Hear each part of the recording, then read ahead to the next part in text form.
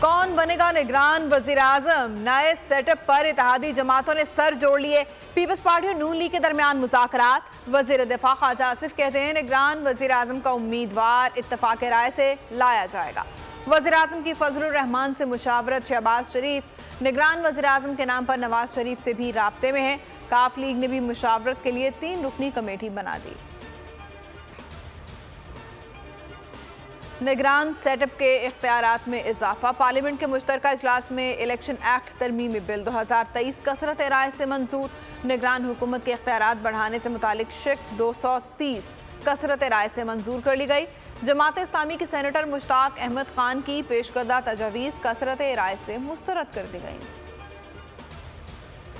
IMF के चुंगल से निकलने के लिए मिलकर काम करना होगा। खलीजी रियासतें पाकिस्तान में सरमायाकारी के लिए तैयार हो रही हैं। वज़ीर आज़म शहबाज शरीफ का कराची में ताजरों से खिताब। कहा मसाइल के हल के लिए ताजरों से बात करने के लिए तैयार हैं। थर में पावर प्लांट लगाएं तो कराची को 28 रुपए फी यूनिट बिजली मिल सकती है।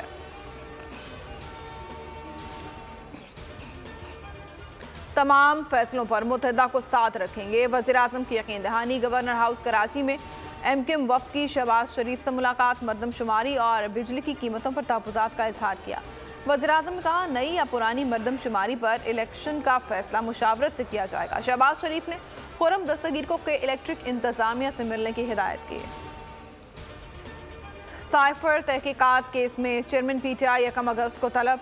FIA की जानिब से साबिक वज़ीर आज़म को नोटिस जारी। साइफर तहकीकात केस में पेश होकर सवालों के जवाब देने और अपने मौक़िफ़ के हक़ में दस्तावेज़ात भी हमरा लाने की हिदायत। तहरीक इंसाफ के रहनुमा जुल्फ़ी बुखारी की रिहाइशगाह पर इस्लामाबाद इंतज़ामिया का छापा। पुलिस के 40 से ज़ायद एहलकारों ने जुल्फ़ी बुखारी के घर पर धावा बोल दिया। मुलाजिमीन को घर से निकालकर रिहाइशगाह को सील कर दिया।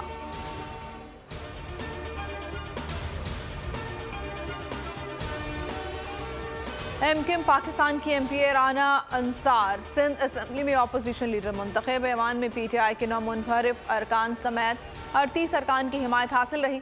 स्पीकर सिराज दुरानी की मुबारकबाद। राना अंसार को सिंध असम्बली में पहली खातून अपोजिशन लीडर होने का एजाज़ हासिल है।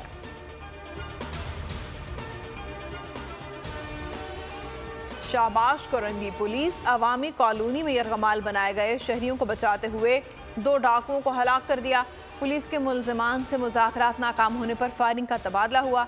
एक मुल्जिम मौके पर मारा गया, दूसरा अस्पताल में हलाक हो गया। मुल्जिमान से असला और मोटरसाइकिल बरामद।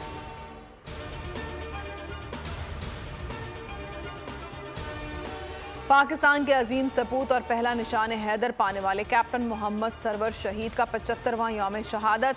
ISPR के मुताबिक तीनों सर्विसेज चीफ्स ने निशान हैदर कैप्टन मोहम्मद सरवर शहीद को शानदार खिराज अकीदत पेश किया।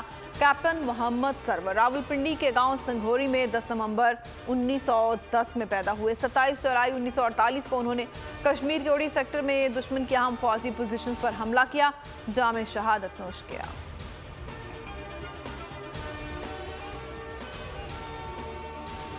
सिंध में मुहर्रमुल हराम में मजालिस और जुलूस में ड्रोन कैमरे का इस्तेमाल ममनू करार। पाबंदी 8 से 12 मुहर्रम तक रहेगी। महकमा दाखिला सिंध ने नोटिफिकेशन जारी कर दिया। मजालिस और जुलूस को सख्त सिक्योरिटी फराहम की जाएगी। और श्रीलंका के खिलाफ दूसरे टेस्ट में शाहीनों की गिरफ्त मजबूत। अब्दुल्ला शफीक की शानदार डबल सेंचुरी। आगा सलमान ने सेंचुरी की। तीसरे रोज खेल के इख्तिताम पर पाकिस्तान ने 5 विकेटों के नुकसान पर 563 रन बनाए। हेडलाइंस आपने मुलाहिजा की। किसी भी खबर की तफसीलात के लिए विजिट कीजिए bolnews.com और देखते रहिए बोल न्यूज।